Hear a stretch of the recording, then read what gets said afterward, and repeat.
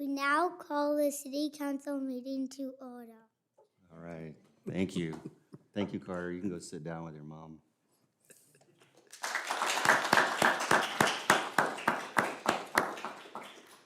All right, so that takes us to the Pledge of Allegiance. I'm going to ask Captain Williams, would you lead us in the pledge?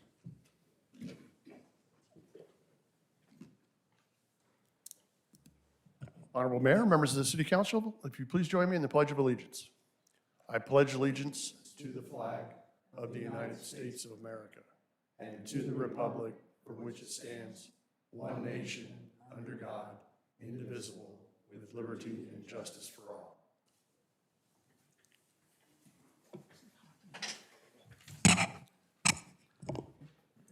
Jennifer, could you please call the roll?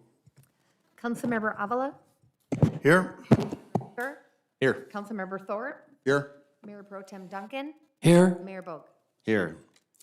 All right, so that's going to take us to an employee introduction, and I believe this is done by Grant, right? Chief Malinowski. Sorry, I need to be more formal.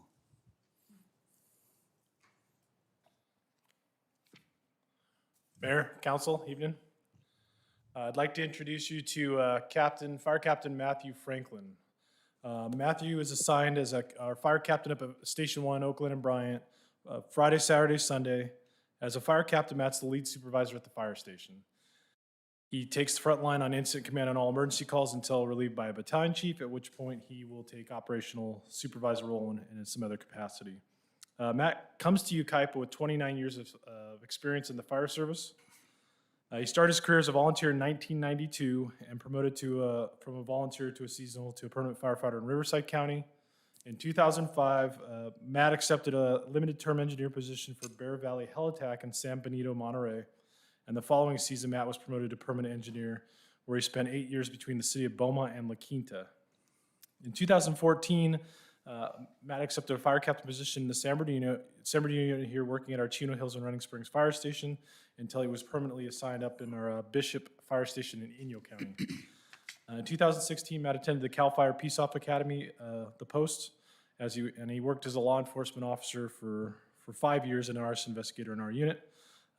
During his time as a law enforcement officer, Matt was able to investigate and track a serial arsonist whose two of the arsonist fires were here in Yucaipa, ultimately leading to an arrest and a conviction. And Matt was also the lead investigator for the El Dorado fire here in Yucaipa last year. Matt transferred to the Yucaipa station in March so he can broaden his work experience here and get that municipal fire captain experience type to broaden his resume to ultimately promote to battalion chief. Matt has lived in the city of Yucaipa for over 10 years. Matt and his long-term girlfriend Sarah enjoy camping, off-roading in the desert, and doing escape rooms together, if you guys are bored this next weekend. And he brings a very diverse and experienced background to our city. I'm proud to have him as a fire captain, and he'll be a valuable asset to our department and the citizens we serve in Yucaipa. With that is Matt. Would you like to say something, Matt? Sure.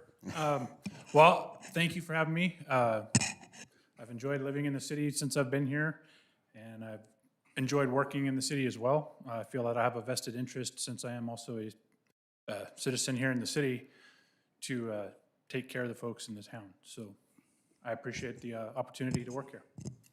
Well, welcome, and how well do you do with the escape room? We're about 3/4 of the time we get out. Yeah, 3/4, that's good. That's a good record. David? You know, I just want to add that Captain Franklin and I actually go way, way back. He was one of my engineers in the old days, and we fought fire together and had fun together, ate at his fire station a couple times. Food's decent. But no, I think we have a very valuable and experienced asset in our community. Welcome aboard, Captain. I really, really appreciate, always has, as you know, I've always appreciated you. And the city is very, very lucky to have him here. Thank you. All right, this time we'd like to have our picture taken with you, if that's okay.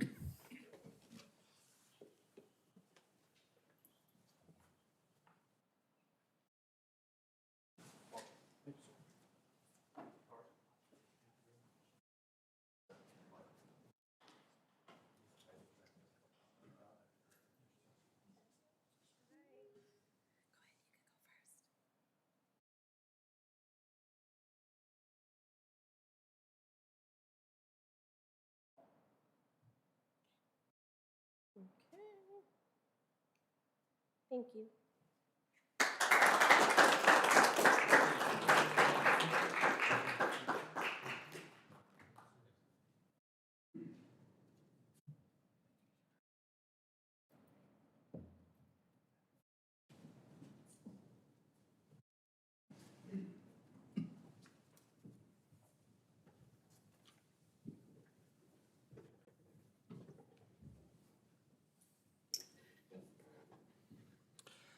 All right, so that's going to take us to public comment, and I do have one speaker slip for public comment, which is Wanda Bryant. Just so you know, Wanda, that we are limited to 3 minutes, and if you could give us your name and your address.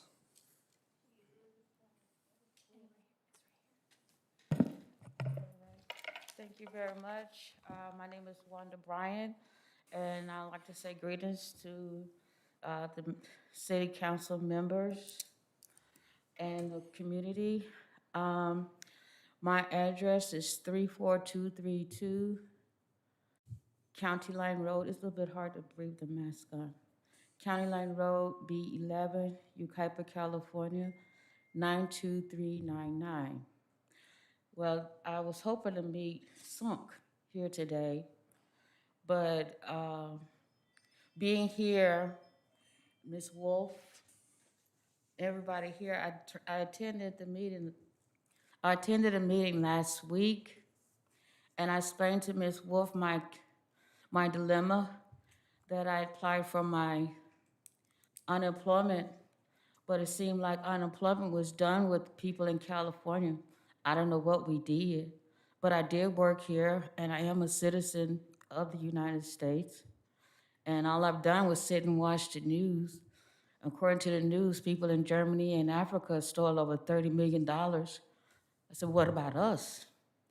So here today, I just want to say thank you, because they put together, I don't know what they did or how they did it, to where EDD called me, and within less than 30 days, I had my unemployment. And I just want to say thank you. Thank you, Wanda. All right, so that's going to take us to our consent agenda, which is items 1 through 6. Are there any items one wishes to remove for discussion?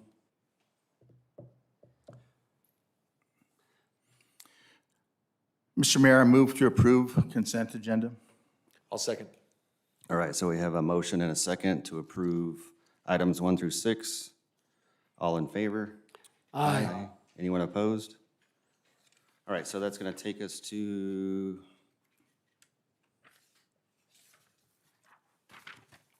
mayor and council business reports. Before we get on to the department reports, is there anything you'd like to add, John, David? No.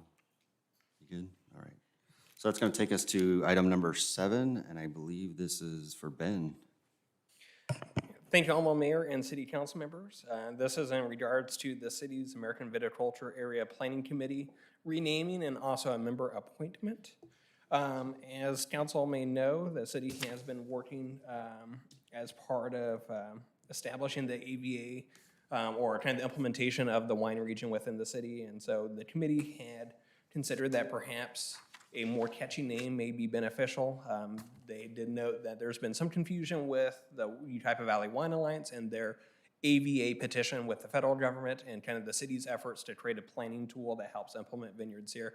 And so a way that's perhaps more specific to the function that they are doing would be helpful, as well as having a nice catchy name for grant applications and other kind of funding sources. And so with that, they did recommend at their last meeting of August 24th that the AVA PC be renamed as the Yucaipa Valley Wine Country Planning Committee. And so a resolution is proposed that would essentially rescind the original initiating document for the AVA PC, and with a new resolution that would formally establish the Yucaipa Valley Wine Country Planning Committee. This name would also be used as part of the Yucaipa Valley Wine Country Specific Plan, which is kind of the Phase 2 document for the greater North Bench area, as well as tying in for other properties in the city as well for wine growing opportunities. And then finally, as part of that meeting, The committee members had also noted that one of the at-large members, Daniel Orrell, has not attended and has unexcused absences for pretty much all of the Phase 2 meetings. And so with that, they recommended that the city council consider removing him from the committee and replacing him with Cesar Roldan, who owns a startup vineyard on Pendleton Road. And so I'm happy to answer any questions, but that's my presentation. All right, is there any questions for staff? Just a couple of comments. I think that's a great name. The more I read it, the better it sounds, and I think Caesar is an outstanding addition to the committee, so I move approval. All right, so we have a motion. Do we have a second? I'll second. All right, so we have a motion and a second for item number 7. Any further discussion? All in favor? Aye. Anyone opposed? All right, so that's going to take us to item number 8. Nope, sorry, we have possible action on pending legislation. Ray, do you have anything? Well, it's been pointed out that there's a lot of interesting legislation that's in process right now. I just wanted to talk about one item that has unfortunately made it through the House and the Senate and is on the governor's desk for signature, and that's SB 9. And SB 9 basically requires a local government to ministerially approve a housing development containing 2 residential units in a single-family residential zone, meaning that there is no authority for planning commission or city council to weigh in on such an application. It would be automatically approved administratively. It also requires administrative approval of or ministerial approval of an urban lot split, creating 2 independent lots that may contain up to 2 residential units on each lot, even though it's in a single-family zone. So it's just another step in the direction that the state seems to continue to evolve toward, less and less local control. And that particular piece of legislation is on the governor's desk for signature. That's all I have. Okay. Last week was the last week that they were in session, and I have to tell you that the last week, many extremely bizarre things were passed. And I'm hoping that the governor will veto a number of these, but like I said, we're never safe when they're in session. So, anyways, moving on. All right, let's go to our department reports. We're going to move to item number 8, which is the Autumn Fest, and I believe this is Mary. Yes. Good evening, Mayor and council members. I am here to present the 2021 Autumn Fest report. Autumn Fest will take place on Friday, October 8th from 6 to 10 p.m. and Saturday, October 9th from 3 to 9 p.m. Activities in historic Uptown Yucaipa and at the Yucaipa Performing Arts Center will include live entertainment on our YPAC outdoor stage, a beer and wine garden located near the Uptown Park, a haunted house indoors at the YPAC, a kids zone, a show and go car show, and a touch-a-truck event. On Friday, festival goers can find live entertainment that features local youth bands of San Bernardino Teen Workshop and also Fortunate Son, a tribute to John Fogerty and CCR. Saturday's entertainment features Yucaipa Dance, a kids costume and pet costume contest, Double Wide, which is a country cover band, the Boogie Nights, which is a 70s disco cover band, and the Spasmatics, an awesome 80s covers band. On the screen, you will see a map of the event, which displays all of the activities that we will have.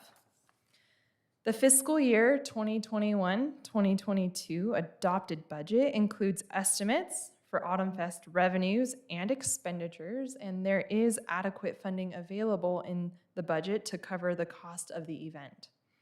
Staff is recommending that City Council review and approve the 2021 Autumn Fest layout, street closures, and beer garden boundaries. This concludes my report, and I am available to answer any questions. So are there any questions for staff? I do have a question. If we're going back and looking at the Music and Arts Festival, which y'all did a great job, by the way, again, the reoccurring, I guess, constructive criticism that I received was, I think, a request for more Burtec trash cans throughout the venue. And I think that was our first time putting all the vendors in the middle of the street with I guess a canopy provided or was already there. The request I got was that we didn't have black drapes separating the vendors because it made it difficult to see once the sun went down the merchandise that was for sale. The lighting wasn't adequate. So if there's a way we can incorporate those requests as we move forward, I'm sure the vendors and the patrons would appreciate it. Of course. So we are working directly with Burtec and Christ the Redeemer Church in regards to the trash complaints and comments that we received at the Music and Arts Festival. For the food and for the merchandise vendors at Autumn Fest and for Winter Fest, we won't be providing the tents down the center of the street for those festivals. It was specific for Music and Arts Festival. Music and Arts is a longer duration of event, much larger turnout, and it does include a lot more logistical and needs in regards to the tents, the street closures, the power that we provide to all the tents. So for Autumn Fest and Winter Fest, we do plan on allowing the vendors to bring their own easy ups and to set up as we have before in the past. So that's our plan. I'll move approval. I'll second. All right, so we have a motion and a second for items 1 and 2. Any further discussion? All in favor? Aye. Anyone opposed? Thanks, Mary. Thank you. All right, so that's going to take us to item number 9, and this is Jennifer. Thank you, Mayor and Council. This item before you this evening is a 2022 Mobile Home Park annual registration fees. The purpose of these fees is to cover the costs associated with running the program. The council has used this formula for over 15 years now, and it is detailed on page 51 and 52 of the packet. It is based on a 3-year rolling average, which offsets the unforeseen expenses and revenues that may result from issues brought before the commission and/or biennial reviews and changes made by the state. Based on the formula, the fees that are proposed before you this evening will go from $8.50 per rent-controlled space per month to $8.76. So a smaller increase this year of 26 cents. And then it's divided by half of it's paid for by the resident that is under the rent control program, and the other half is covered by the park owner. Upon council adoption of the resolution, city staff will send rate adjustment letters to both park owners and the residents. The recommendation is that you adopt the amended resolution that's before you this evening, 2021-52, which rescinds resolution 2020-56 and amending resolution number 2011-52, section 2.0007 B, C, and D, which establishes the annual registrations for the year of 2022.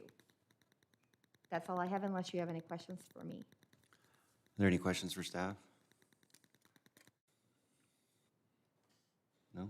No, Nothing? none. Move to approve. Oh, All right, so we have a motion. We have a second. I'll second. All right, motion and a second. Any further discussion? All in favor? Aye. Aye. Anyone opposed? All right, so that's going to take us to item number 10. I believe this is Megan. Good evening, Mayor and City Council. I'd like to start off by asking if everyone here this evening and listening tonight has watched a Hallmark movie. You don't have to answer that, but if you have, we all know that it gives you kind of a warm and fuzzy feeling inside. And that's exactly what our Winterfest event does. If you have been there before, you've seen it snow as we count down and light the city community Christmas tree. You've seen Santa come in on our fire truck. It truly is a magical event.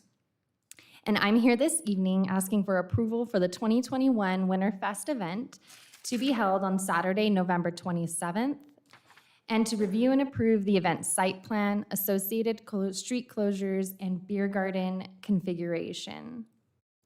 The reason we're coming to you so soon is that it takes a while to plan this event, and acquire things such as 30 tons of snow. This event will hold merchandise vendors and food vendors, live holiday entertainment, a tree lighting ceremony on our 24-foot Christmas tree, Santa's Village, which includes a 30-ton snow hill with 3 lanes for sledding. You can see a sneak peek of what that does to children on the screen. A North Pole mailroom where children or adults can write letters to Santa. Mrs. Claus's kitchen for children, again, or adults to decorate gingerbread cookies. An elf's workshop to make a take-home craft. And, of course, photos with Santa. In order to hold the event, the street closures necessary are Yucaipa Boulevard at 1st Street, east of the intersection, Yucaipa Boulevard at Adams Street, west of the intersection, California Street at Acacia, south of the intersection, and California Street at Avenue A, north of the intersection. The Beer and Wine Garden will be managed by the Knights of Columbus and will be located adjacent to the main stage on California Street, north of Yucaipa Boulevard. Similar to previous years, the garden will serve beer, wine, and hot toddies. The boundaries of the garden will include California Street north of Acacia and south of Yucaipa Boulevard and the Uptown Park. And the boundaries will be managed by the Knights of Columbus. The net fiscal impact to the general fund for Winterfest is $23,600, and there is adequate funding in the budget to cover those costs. Excuse me one moment.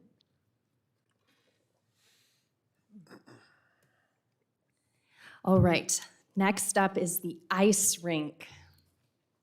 In an effort to give our residents more to do during the winter season, to make Yucaipa a destination for people to come to, and to bring more activities to the Uptown, staff is recommending an ice rink be rented and installed in the gravel lot between the Performing Arts Center and Yucaipa.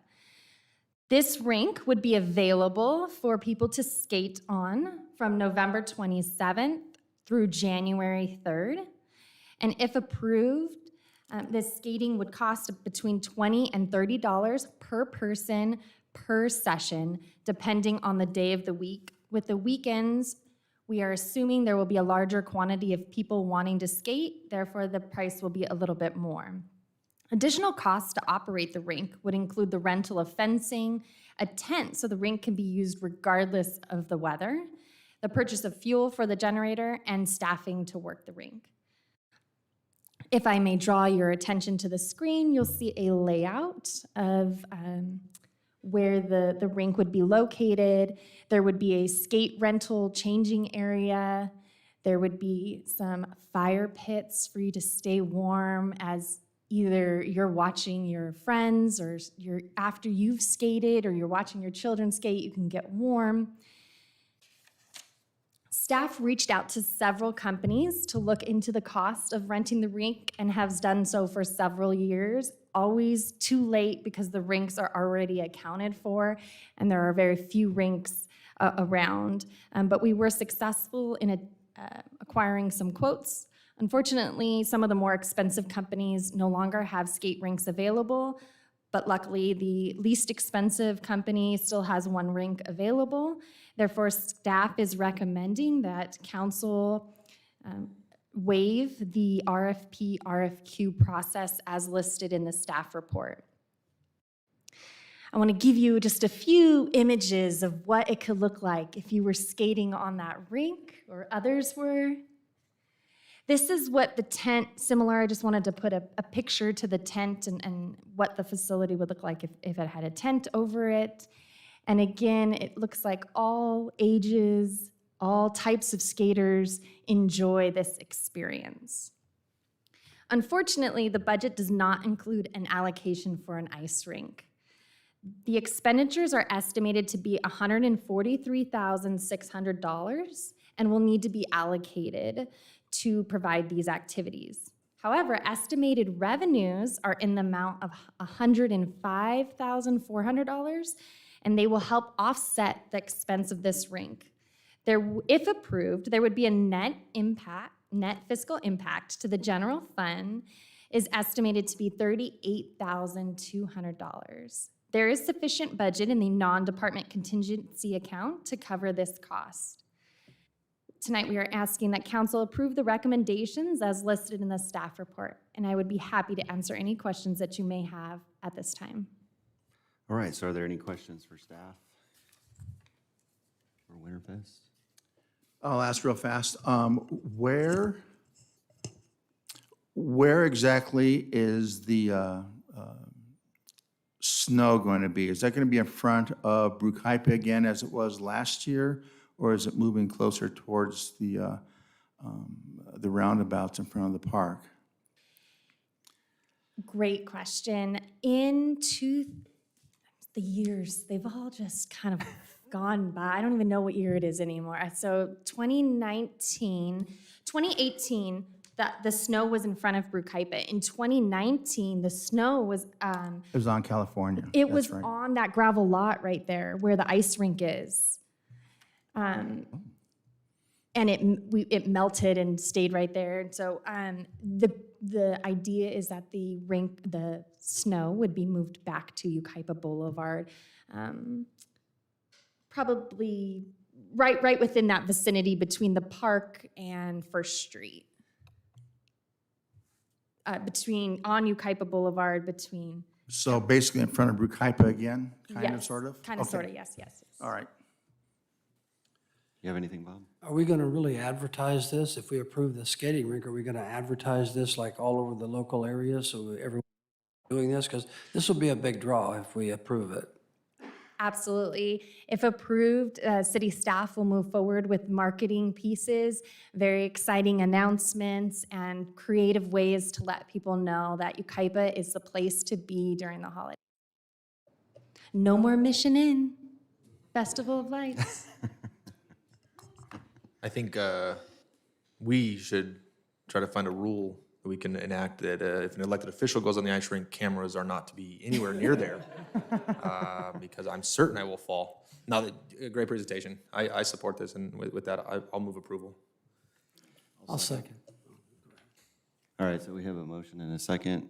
Yeah, I want to express, that's a lot of money. And I'm going to be honest, I'm waffling on this because, we're heroes or zeros on this one. So I'm just hoping that we have all of the right advertising, we reach out to the appropriate places and make this successful, because no matter what happens, we're going to kind of lose about $40,000 in the deal, but that's part of the game. It's providing a service to the community, we're giving back to the community. But that's my cautionary note. I'll support it, but please, let's make this a successful event. I noticed around the rink that there were potential opportunities for sponsors. That's something we could look into? That's excellent idea. We will absolutely look into sponsorship opportunities for around the rink. I believe in this, you can see them there. Right. So that's a great, yes, we will do that. Okay. All right, so we do have a motion and a second. Any further discussion? All in favor? Aye. Aye. Anyone opposed? All right, so that takes us to item number 11, which is a public hearing. So I am going to go ahead and open the public hearing and ask for staff presentation. Is this for me? Yes, thank you. Good evening, Mayor and council members. This item is the annexation of Tract, map number 20130, into the city's landscaping and lighting maintenance district number 1, zone EEE or triple E. Many land development projects in the city, they include public areas which primarily benefit the homeowners within that subdivision. Those public areas will require ongoing maintenance, and in 1991, City Council formed the city's LLMD number 1. The LLMD provides a funding mechanism to cover those maintenance and energy costs for these new subdivision public areas. All subdivision projects are required to annex into an LLMD or to set up a homeowners association. And the developers of Tract 20130, Woodside Homes, they wish to annex this tract into the LLMD. The subdivision is located on the southeast corner of Oakland Road and 2nd Street, and it is part of the Oakland Creek Specific Plan and the Wilson 3 Basin Project. The exhibit on the screen is the concept plan that you've seen before for the Oakland Creek Specific Plan. And as you can see, it includes the 144 lot subdivision to the north, Wilson 3 Basin to the south, and in between is the proposed public park. For this zone, the areas, the public areas include the frontage along Oakland Road, 2nd Street, and then also a portion of the public park to the south.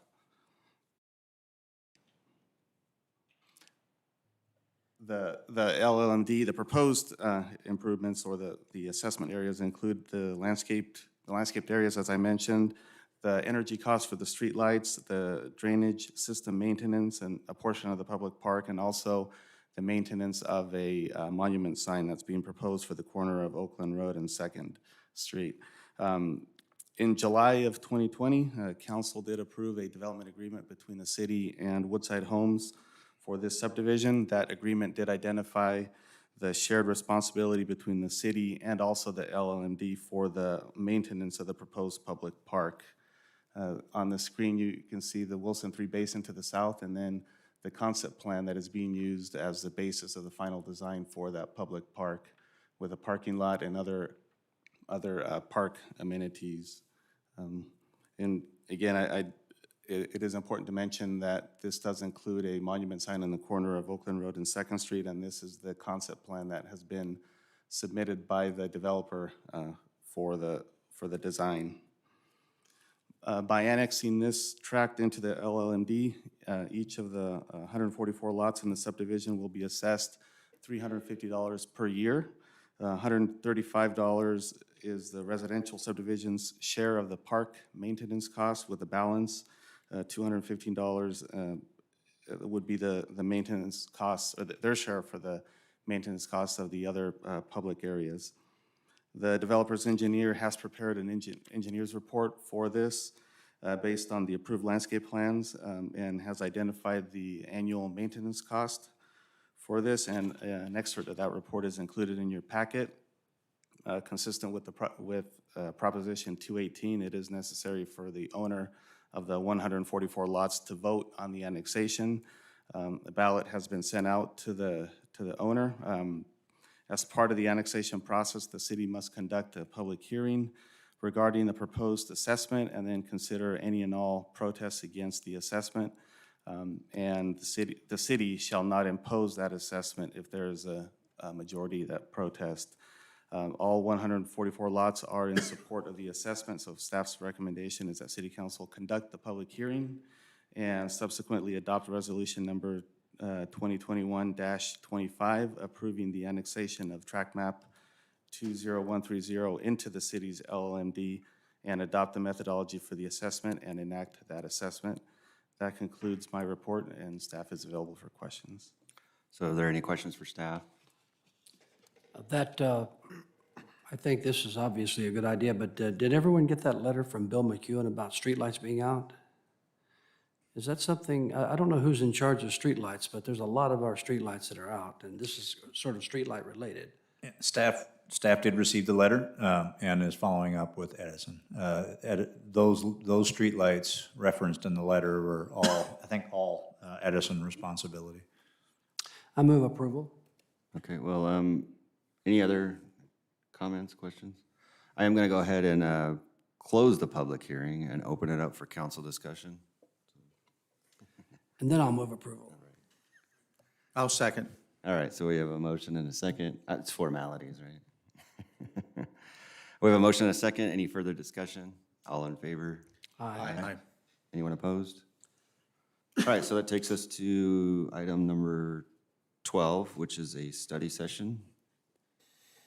And I believe this is Ben. Thank you, Honorable Mayor and City Council members. This is a study session regarding the collection of unpaid civil fines as part of the city's code enforcement administrative citation process.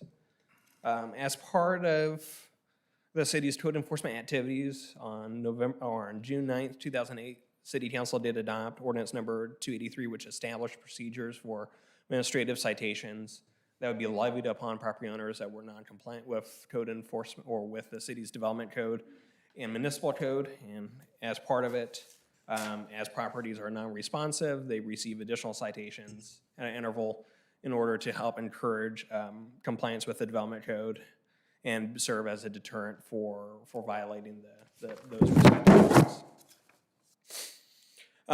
As part of the implementation over the years, in 2019, the policy was amended. As part of these outstanding code citations every year, staff would present to City Council liens of those outstanding code violations to be levied on those respective properties. This was most recently done at the regular meeting of August 23rd, 2021. However, the current policy right now is essentially leaning just staff time. So as part of the code citations, they accumulate, let's say, $3,000 of fines. However, only the staff cost is what ultimately gets leaned upon those properties. And so the question that has kind of come about is what remains of those outstanding fines that are part of it. Certainly, as part of this process in the past, many properties would attend asking for reductions of those fines. That is now something that happens as part of the lien process, regardless of whether or not there was a significant hardship that justified that reduction or if they're just habitual offenders.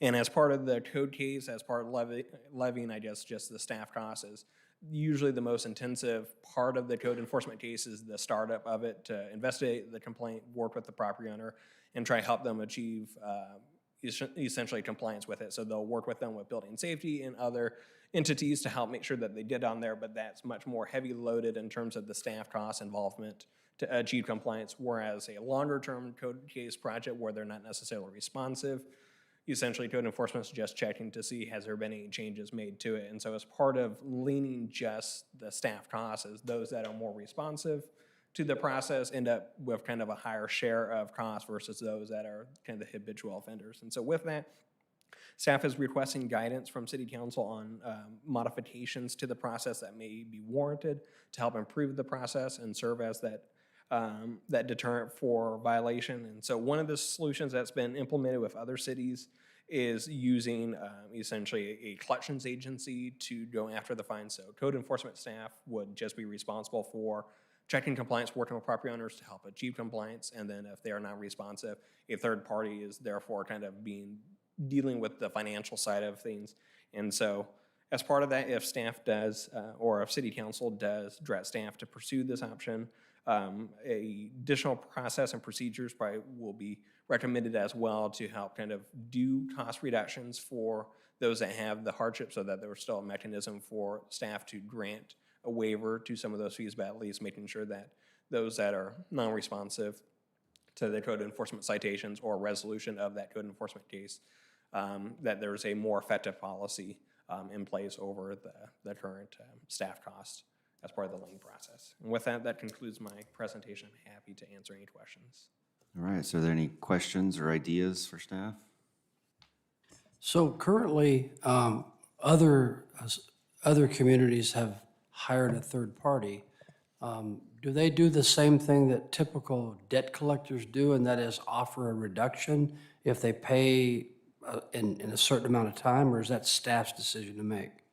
The policy could be set up where the city essentially determines what the reductions may be. Certainly as part of any sort of fine reduction, we want to make sure that there's a transparent process that's fair and equitable to those respective parties. But essentially the city would probably craft a policy specifically on when those waivers would be granted, and perhaps it may be staff has a certain level of authority on reductions if they meet the criteria, and then those can be appealed by City Council to a City Council as well to make sure that there's at least a fair process if someone feels that there's a significant hardship that warrants that reduction, but making sure that that process is in place.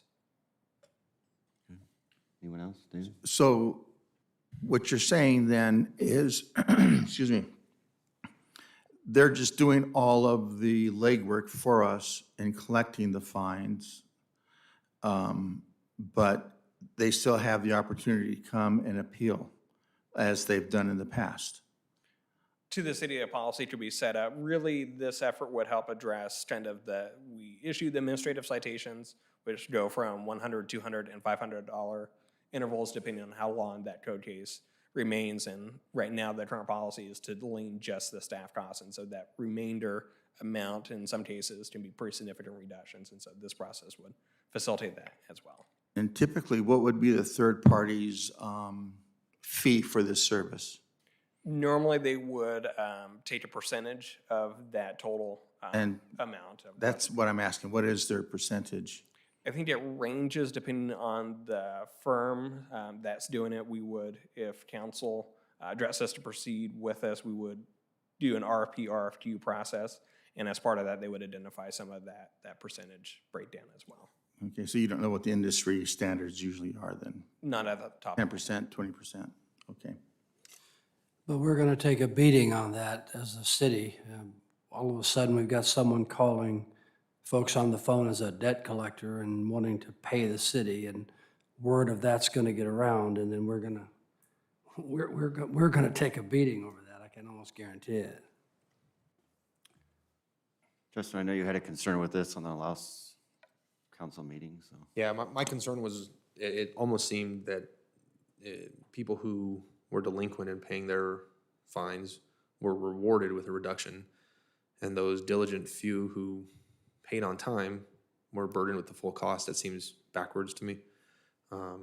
In my mind, there should be some type of more of an incentive to pay your fine on time and be rewarded for that. And should you come before council seeking a reduction because you tried to game the system and know that there's a reduction at the end of the tunnel, you shouldn't. That seems odd to me.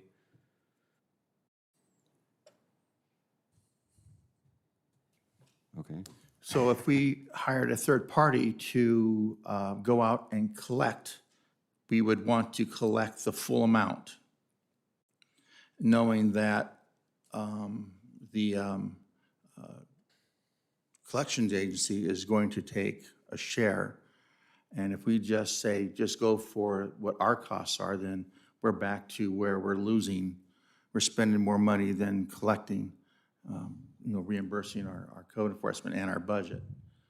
So our third-party collection is only for administrative cost. It's not for fines?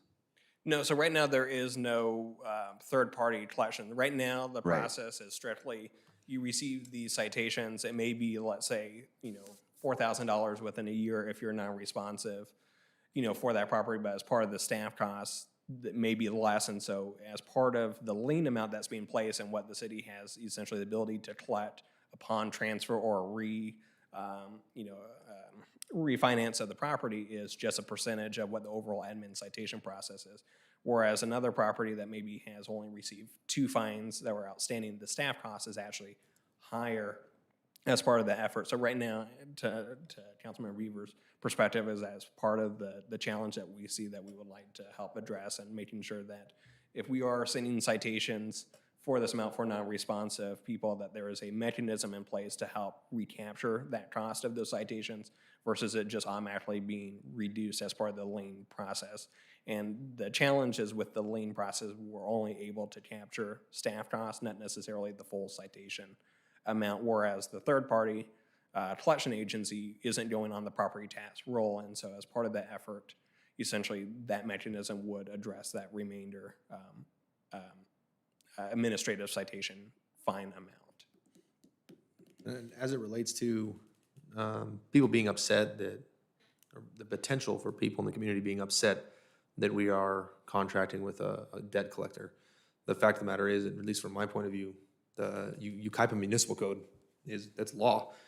We have these laws in our city's code. The Sheriff's Department enforces it. The code enforcement officers, the park rangers enforce it. This is the law of our city. I don't feel bad for people who violate the law. They have to pay their fine. And if that's not the job of staff here to be debt collectors, your jobs are hard enough as it is. I support looking into a third party doing that. As long as, I think you said it best, Ben, it has to be equitable. I don't want to see a person who's responsible being burdened with a much larger or potentially larger bill than those who are delinquent and are gaming the system. I don't think that's right. I concur with Councilmember Buter. Anyone else? John, you have anything? That was well said. I agree also. David? No, I think so. I think we should go for the full amount regardless if we use the third party or not. We backed off there, and that was the philosophy then, but we've got a new sitting council now, and yeah, I don't disagree one bit. Okay. I agree. All right, so I know we're not going to take a motion here, so do you have direction? Yep, we'll go start the process and we'll be back to city council with a recommendation at that time. All right, thank you much. All right, so that takes us to item number 13. This is the Public Art Master Plan Study Session, and I guess it's Margot. And Margot, I do have a public comment.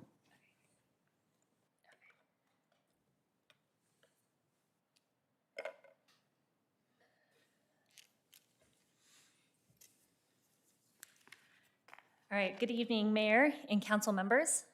I am here this evening as the staff liaison to the Public Art Committee to present about the study session regarding a public art master plan. I will speak a little bit about the general plan, what we are currently working on, what a typical public art master plan entails, and just like the planning of buildings, the Public Art Committee needs a plan, a roadmap, to help guide them along for the development of public art in the city of Yucaipa. So on August 24th, 2015, City Council directed staff to establish a committee to assist with the development of a public art master plan and the administration of the public art policy with the final decisions made by City Council. In April 2016, the City Council, or the City of Yucaipa, published the general plan.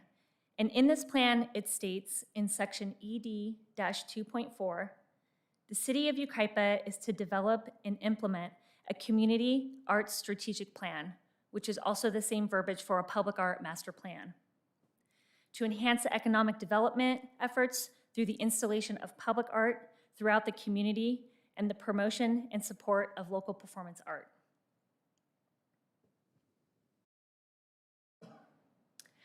Now, what you all see here, as you all know, this is the YPAC. This building has really become a hub for local artists, for vendors, for all the people at the city, in the city of Yucaipa to make these memories here. And we all have the opportunity to promote local and national performers, educational classes, and rentals at this specific site. In addition to the outdoor stage and the indoor theater, the YPAC has a gallery. This exhibits work from artists in Yucaipa as well as in the Inland Empire. And I'm currently in conversations with Crafton Hills College to have a student exhibition in this space. Here is our City Hall gallery. This gallery space really celebrates Yucaipa's local region with a rotation gallery exhibit for local artists. These are some of the ways that we're incorporating art into the daily lives of residents and local communities.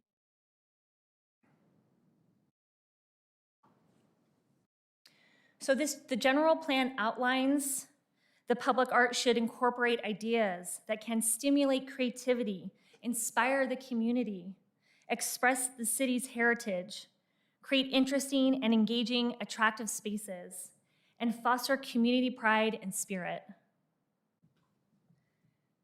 Yucaipa continues to support and expand our visual and performing arts, and this emphasis into expanding public art. This image here is our newest mural in town. This was completed in May 2021. Many of you might remember this day. This is a visual representation of what I have just discussed. This mural invites people to play music, to play a song that's on that wall, for families and friends to come and take a photo with the butterflies to capture that memory that they've made here in Uptown Yucaipa. So this specific mural too also really invites people to learn more about Yucaipa and the incredible space that it is. So the Public Art Committee needs that roadmap and a plan to help them to continue to create public art that will represent the community. Typical public art master plans include the following. They include goals and a vision, integrating with other planning that's taking place at a city level, funding, site and artist selection, and last but not least, educational and community engagement opportunities for our community members. So this concludes my presentation. All right, so are there any, well, let's bring up, don't sit down yet. Well, you can sit down, but I may call you back up. I'm gonna bring Daryl Bryan down. If you could state your name and your address.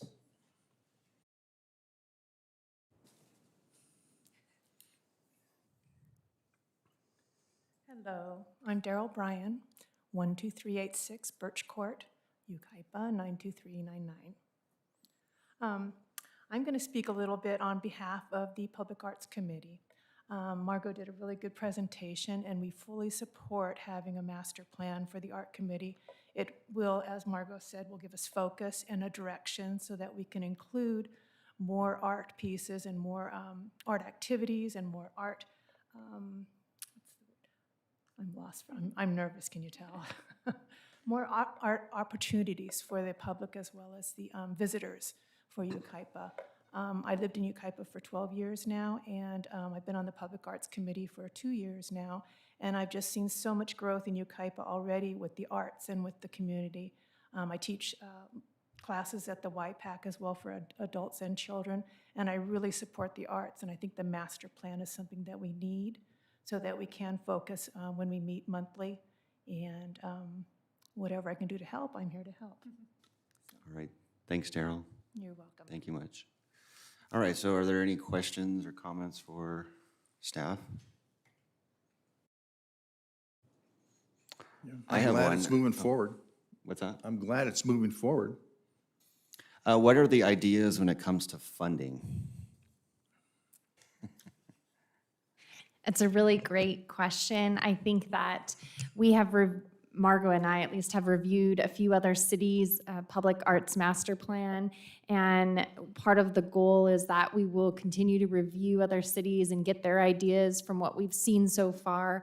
The funding opportunities available are grants, sponsorships by local businesses and nonprofits, and then also a fee on development. I think if I'm saying that correctly, a development impact fee. Did I say that correct? But we will look into that, discuss it with the committee, and then return to council with a draft public arts plan, putting those different funding sources in order and asking council for support or feedback on that. Okay. The reason I brought that up was because I know we did discuss this once before. And I do remember the potential development impact fee, which I would personally be opposed to, but I do like all the other ideas. I think there's lots of opportunities out there for funding, but I would be cautious about going down the development impact fee proposal. That's my personal opinion. Anything? Is that just for public arts, or you? I just, tacking on, I love the public arts. I think it's a great thing, but I'm not sure if it's something we should be rolling into our impact fees. I just think there's other opportunities. But this is just a study session, so. Bob, you have anything? Well, I'm not opposed to the development impact fee as long as it's a small fee, but I think it's a great idea. I approve of the presentation, the plan. Having a public art master plan is a great idea, and but I agree with Councilmember Mayor Bo. We need to fund it. So that's the big thing. Yeah. Everyone's good? I'm good. You guys have direction? This is study session, right? Yes. Okay. So you're gonna be coming back to us with art ideas, with art stuff? Yes, we will come back to you with like a draft of public art master plan. Perfect. Awesome, thank you. All right, so that's going to take us to item number 14, which is also a study session. And is this for me or Ben?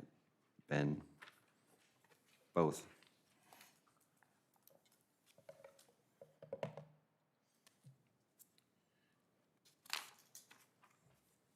right, thank you, Honorable Mayor and City Council members. As council may be aware, the city's current Development Impact Fee Program, or DIF program, was initially adopted in 1993. And essentially, the program, or the DIF program, is designed to assess the needed infrastructure that the community needs to reach its build-out to help support that development, and then essentially divided by each individual project to help meet their fair share cost of that. So as the city grows, each project's paying their portion of the funds necessary to build those infrastructure projects to help get us to that build-out capacity. As part of the DIF program, when it was originally established in 1993, one of the elements as part of the transportation fee, or the traffic and circulation elements within the city, accounted for a essentially 0.3 adjustment factor for commercial industrial projects. So that meant that commercial industrial projects were assessed essentially at 30% of what the equivalent dwelling unit impacts were for that specific project. And so as part of the overall calculation, one of the things that is demonstrated here, this is a DIF fee comparison that we've provided as part of the annual updates in prior years, is the city's development impact fee for commercial industrial projects are by far and away the lowest in the region. And so part of that is a result of that 0.3 adjustment factor for our traffic impact fees. And as part of, I think initially when it was set up was to help encourage commercial and industrial developments at the time. Certainly the number of developments have happened in other communities that have more substantial fees. Certainly that adjustment factor itself wasn't necessarily a strong motivating factor one way or another. In addition, as part of the change of the commercial environment, especially with certain types of retail environments as well as industrial projects, is the number of traffics that are generally created through those projects from when it was in 1993 versus today. Certainly the traffic is much higher for those type of uses, especially with like fulfillment type centers and warehouse projects.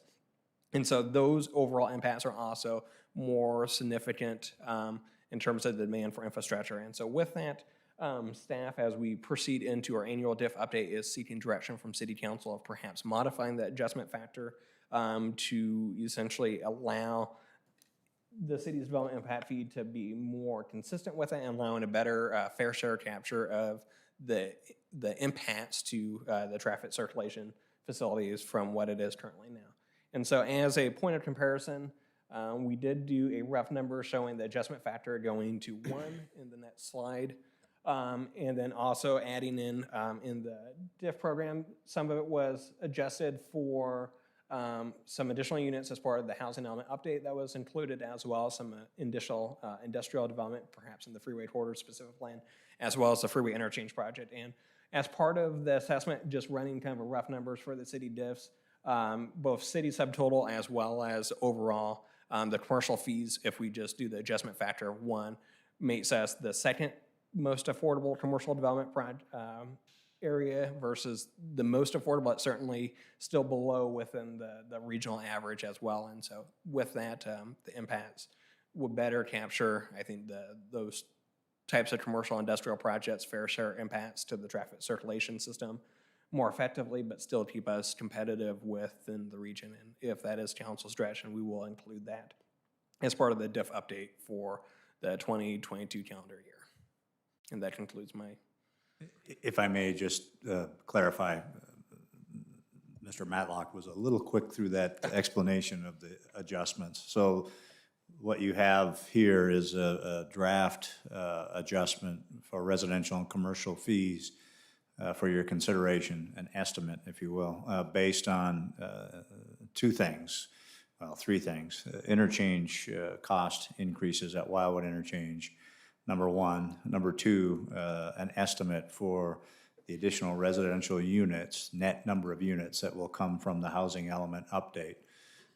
And then number 3, the commercial development, light industrial development acreage that's on the horizon, if you will, in the freeway corridor specific plan. So those three updates together have this estimated impact on the overall fees, together with going to a full cost on the light industrial and the commercial, doing away with that discount that has been in place for all these years. Ray, are you considering the fulfillment centers and things like that to be light industrial, or is that? Correct. Okay. All right, that answered all my questions then. Thank you. All right, are there any questions or comments for staff? Well, just, I remember when the Wildwood Basin project, we were looking at what to do there, and one of the options was light industrial. And the community came out and just really discouraged that. And then at that time, we had a lot of conversations about, we don't really have any land in Yucaipa for industrial. Remember that conversation? So I guess the only, and we really don't have a whole lot of commercial land other than just what's on the boulevard, and we recently decided we could go ahead and use that for housing at a council meeting. So we don't really have a lot of this, do we? A couple things, if I may. The housing along Yucaipa Boulevard is an option that has been made available through the housing element site. Don't know that a lot of that is going to be converted to housing, but it's an option that's been made available through that draft housing element, assuming HCD approves it. And number two, we still really haven't touched much of the commercially zoned property in the freeway corridor specific plan. And there may be other applications being made as well along that area. So a lot of that commercial and light industrial fulfillment center type development is still available to the community in the freeway corridor specific plan.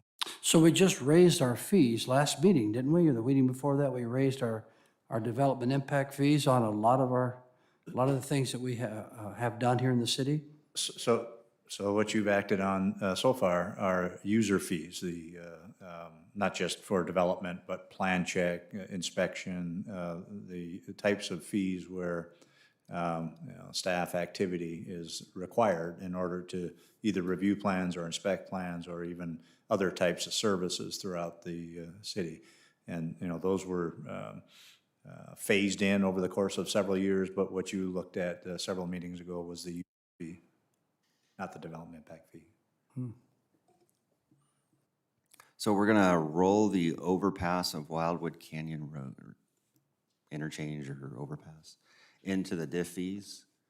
It's in the fee now.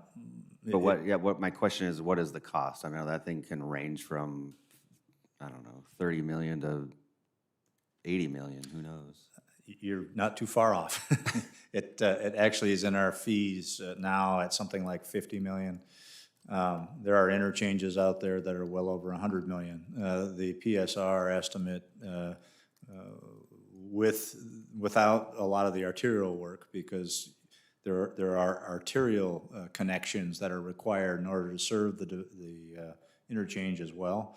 And if you separate those out, we're still over 100 million in the current estimate for the Wildwood interchange. And by the way, the applications that are on the horizon really require that interchange. They will be the primary users in some respects of that interchange if they go forward. So. And it's not coming all from diff fees. We've got Measure I funds and other grants and opportunities that can offset our costs. Yeah, very good point. And we'll continue to pursue other grant opportunities. We've been aggressive over the years and have had some success. And I think this is the kind of project that really does lend itself well to additional grant funding. So right now, with the freeway corridor plan, we have about a $113 million infrastructure bill if we're going to develop that freeway corridor. Is this going to add to that on top of what we need for infrastructure? So what we're talking about tonight is the revenues, if you will, to mitigate the costs of that infrastructure. But in terms of the current estimate for the Wildwood interchange, as a result of the PSR process, yes, that will add to the cost of the freeway corridor infrastructure.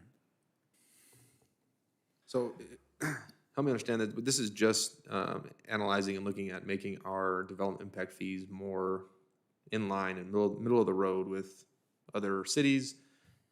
If I understand correctly, our commercial diff is substantially lower than that of surrounding, and our residential is pretty much in line with middle of the road. And this is just bringing us up to, looking into bringing us up to middle of the road as it relates to commercial development impact. Yeah, I would say not even middle of the road. It takes us from the lowest to the second lowest. And we don't name the other cities, but they're all the cities surrounding us. We go from the lowest to the second lowest if you eliminate that discount. And Ben, you mentioned that all indications from what you've looked at are that this discount wasn't so great as to attract business, or rather higher development impact fees for commercial in other cities didn't deter developers from building there. So we're not thinking this is going to be detrimental to our city being attractive to commercial development. That is correct. Certainly the different types of larger scale commercial development, as well as some of the warehousing and fulfillment type projects, have certainly come about in many of the surrounding jurisdictions, despite having, in some cases, development commercial fees per acre of, $100,000 more than the city. And so in light of that, it isn't necessarily a deterrent. We certainly don't want to be the expensive city, but just as part of the discount, removing that, we end up becoming just the second cheapest. And so as part of that factor, that may help better address some of those infrastructure costs to the users of that infrastructure. So historically, Yucaipa has had a reputation for not being a good city to develop a commercial project in. In fact, back in the 90s, when Walmart wanted to come to the corner over there on Ken Robinson's property, the reason the Walmart Supercenter got built in Beaumont is because the community and the city council was opposed to that project, as I recall. But I think that this is a new city council, and I think the word is getting out that Yucaipa is not as adverse to development as it was at one time, and I don't think this fee increase will dramatically influence the negativity of that. I think the reputation, I know the reputation that we have is changing. You agree or disagree? Yeah, I certainly would agree that if that was the reputation at that point in time, it's not what I've seen from the retail community and others in the last 10 or 15 years. But just for clarification, I wasn't here, but I do think City Council actually approved the project, and it was... The citizens voted, there was a vote, and everyone said no by 60-30. It was a landslide no. Yeah, it was repealed by the voter, not by the council, right? Yeah. Yeah. Yeah. I didn't know that. I didn't know that. Yeah, that was that. And our city has never been the problem with the diff fees anyway. We still have school fees and water district water fees that makes it more cost prohibitive than other communities. So we're not the problem. We've never been the problem. But we are more welcoming. I think there is a perception, I think. I mean, we're getting offers and people are starting to develop in town, so. So I do think we ought to approve this. I think we ought to move forward on this, for sure. I agree. All right, so John, you okay with that? I agree with it. All right, I agree also. All right, so that is a study session, so do you have everything you need? Yep, we'll incorporate that updated methodology as part of the annual diff update when we bring it back in, I think, a month and a half or so. All right. Just on a note, I think it would have helped me to see this in my report, in my agenda, so I can see a little bit more clearly. Will do. I literally can't read it, so, but, okay.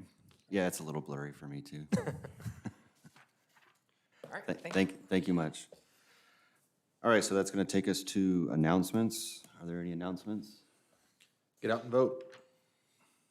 Get out and vote. There's I think it's I don't know if we're calling it a market night or whatever on Wednesday nights down at the shopping center where Little Rosie's is, down by 15th Street. What's that? The collections. The Collections, yeah, I didn't know the name, but that's that's kind of a fun thing, trying to get the whole market thing going again, market night thing going again. So I encourage everyone to go down there on Wednesday night and just check it out. All right, I had the opportunity to go to the Elks Lodge for the September 11th event. Incredible event. Everything they do over there is awesome. Very patriotic, really cool event. So if you haven't been there for Flag Day, I guess the September 11th already passed, but I would urge you guys to go. It's really a cool event. Speaking of the Wildwood Interchange, San Bernardino County Transportation Authority just approved additional funding, not funding. Ray, what is that? Just letting it move. We're moving forward with the with the Wildwood Interchange, which is all good news. Eventually, we'll be able to get some more money out of SBCTA and the Measure I funds that's owed to us. John, you have anything? I have anything. Ray, we're gonna go ahead and close in the name of an individual. Do you want to perhaps maybe?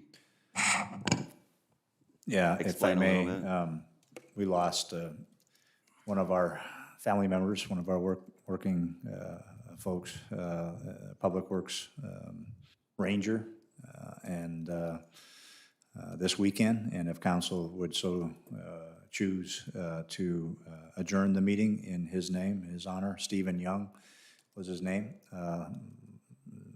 passed away in a single vehicle motorcycle accident this weekend. Left behind a fiance and 2 young children. So I know that there are already Fund Me pages available if people are interested. And I'll keep City Council aware of any funeral or other arrangements being made. But for this evening, staff would respectfully request that council adjourn the meeting in his honor. His memory. All right, so that is going to take us to a closed session. So. Thank you, Mr. Mayor, members of the City Council. We have one item on closed session this evening. It's conference with real property negotiator. It's regarding property at 33002 Yucaipa Boulevard. City's negotiator is Mr. Casey, and under negotiation would be price and terms of payment. We do not expect reportable action this evening. All right, thank you. So I will now adjourn this meeting in the name of Stephen Young.